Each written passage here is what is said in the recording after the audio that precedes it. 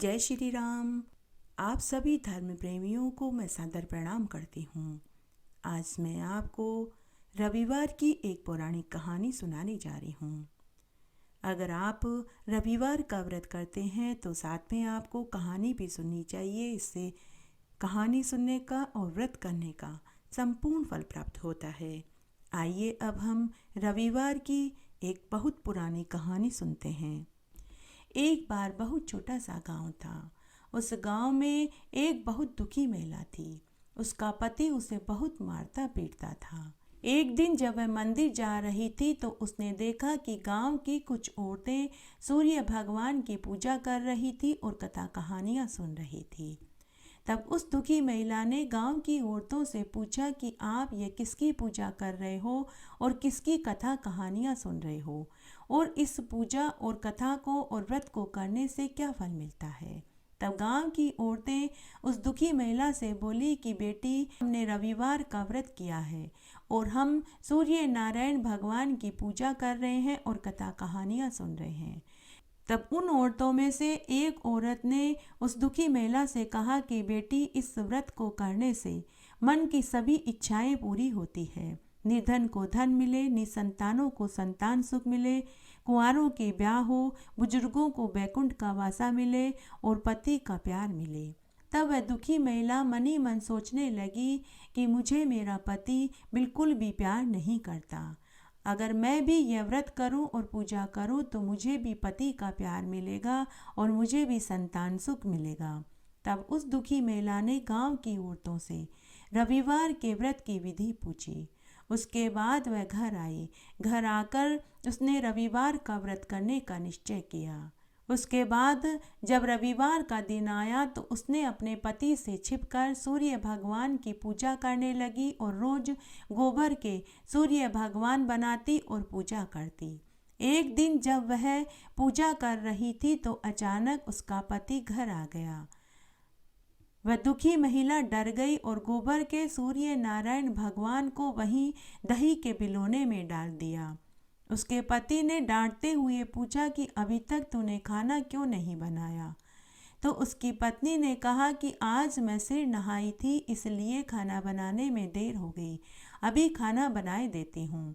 तब पत्नी ने जल्दी जल्दी भोजन बनाया। भोजन बनाकर उसने अपने पति को भोजन परोस दिया। तब पति ने कहा कि छाछ का कटोरा कहाँ है। तब उसकी पत्नी घबरा गई और उसे याद आया कि मैंने छाछ के बिलोने में तो गोबर के बने सूर्य भगवान को ही डाल दिया है।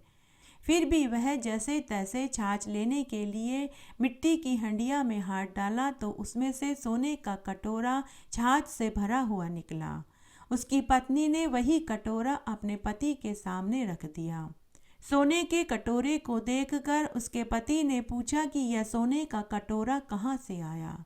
तो उसकी पत्नी ने फिर से झूठ बोल दिया कि यह सोने का कटोरा तो मेरे भाई ने मुझे विवाह के समय दिया था, आज ही निकाला है।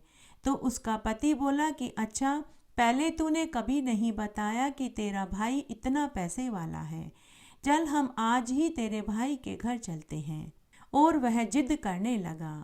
लेकिन उसकी पत्नी ने कहा कि अभी हम नहीं जाएंगे, मैं पहले अपने भाई और भाभी से पूछ लूं, उसके बाद चलेंगे।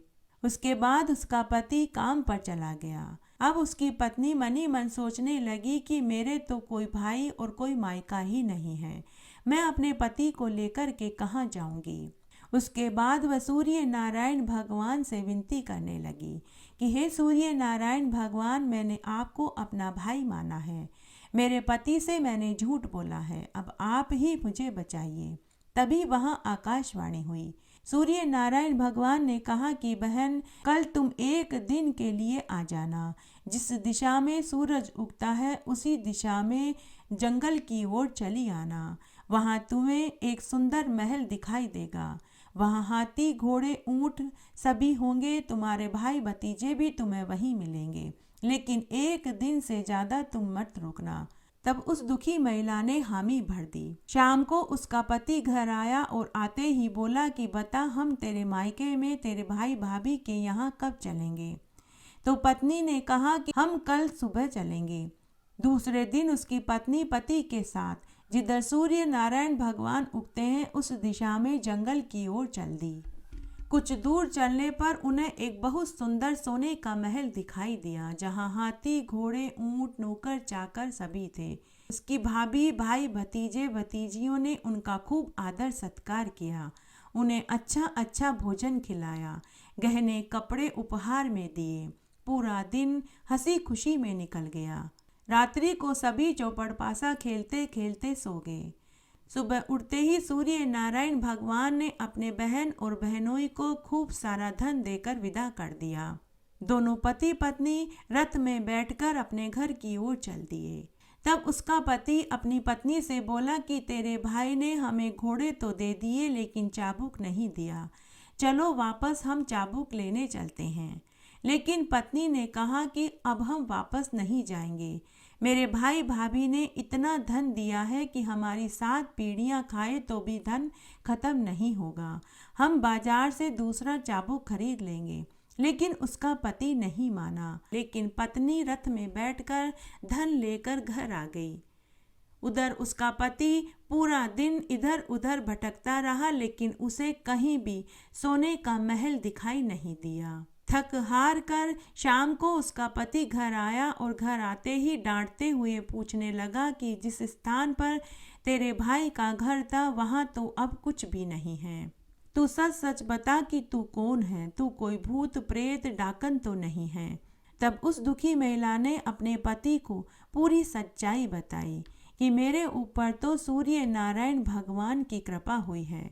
हे सूर्य नारायण भगवान, जैसे आप उस दुखी महिला के ऊपर टूटे वैसे सबके ऊपर टूटना, कहानी कहने वाले के ऊपर, सुनने वाले के ऊपर और हुक्कारा भरने वाले के ऊपर। घटती हो तो पूरी हो तो परवान चढ़े, भूले बिसरे नाम तेरे भंडार में भरे। इस तरह आज हमने सूर्य नारायण भगवान की रविवार की एक पुरानी कहानी सुनी। आशा करती हूँ यह आपको जरूर पसंद आएगी। मेरे साथ बने रहने के लिए आपका धन्यवाद।